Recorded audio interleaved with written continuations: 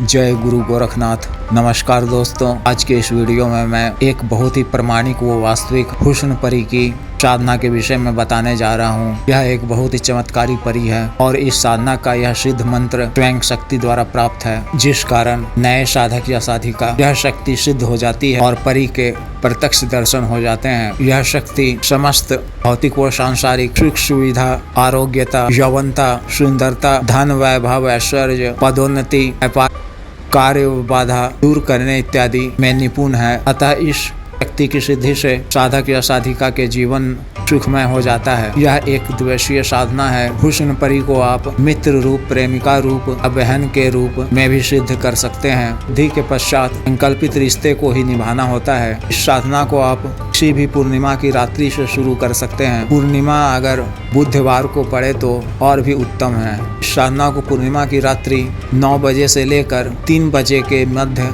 संपन्न करना होता है। तथा पूर्णिमा की रात्रि में अपने घर में पूजा घर से कुछ थोड़ी दूरी पर स्थित किसी खाली साफ व स्वच्छ कमरे में स्नान इत्यादि से निवृत्त होकर स्नान के समय जल में थोड़ा सा चमेली या केवड़ा का इत्र डालकर उस जल से ही स्नान करें। फिर हरे रंग का धुले व साफ व स्वच्छ वस्त्र को धारण कर पश्चिम की दिशा में कमरे में करीब 1.25 मीटर धुला हुआ हरा सूती कपड़ा बिछाकर उसके बीचों बीच एक मुट्ठी अखंडित छत में नया लाल सिंदूर मिलाकर चावल को लाल कर लें और उसे स्थापित कर दें। फिर इस लाल चावल की ढेरी पर साबुत लाल 4 सुपारी यानी कच्ची सुपारी को चारों दिशा में स्थापित करें और उसके मध्य में चावल की ढेरी पर ही मिट्टी के नए दीपक में चमेली के तेल से दीपक प्रज्वलित करें। दीपक के मुंह को अपनी तरफ रखना है। फिर मूल मंत्र को 5 बार पढ़कर चावल पर फूंक मार दें और पीले और लाल गुलाब के फूल अर्पित करें और इस हरे वस्त्र पर और कमरे में केवड़ा और चमेली के इत्र का छिड़काव करें और अपने आसन और वस्त्रों पर भी इत्र का छिड़काव करें। कमरे की सभी दरवाजे व खिड़कियां बंद होनी चाहिए। कमरा में पूर्णतः अंधेरा होना चाहिए। सिर्फ दीपक की रोशनी ही रहनी चाहिए। सफेद बताशे या सफेद मिठाई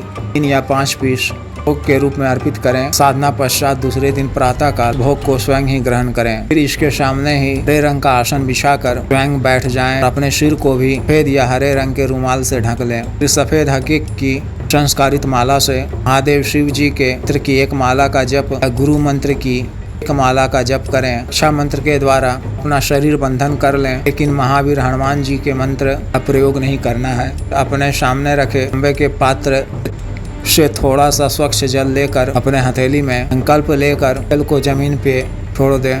गुरु और परी से आज्ञा लेकर सफेद हकीक की माला से मूल मंत्र का 21 माला का जप करें। परी के प्रत्यक्ष दर्शन होने पर उसके पूछने पर ही कुछ बोलना है।